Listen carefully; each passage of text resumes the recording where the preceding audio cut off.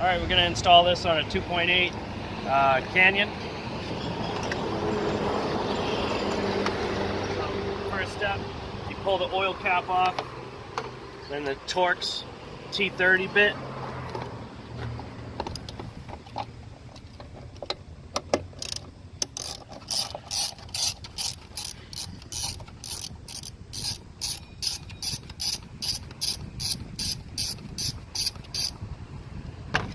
There's a little plastic clip that grabs onto that right here in the back, so be careful with that.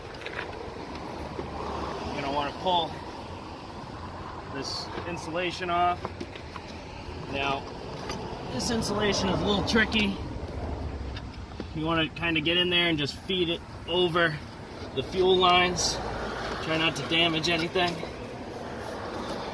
All right, now all the way in the back, look in here. There's a fuel pressure sensor.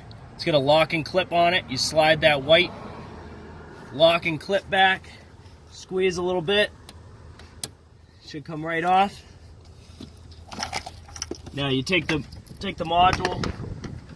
What I do is I'll feed the wire right over the master cylinder here, the brake reservoir.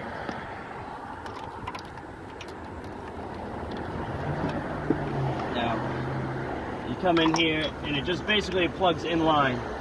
So this goes on the one end, goes into the sensor itself.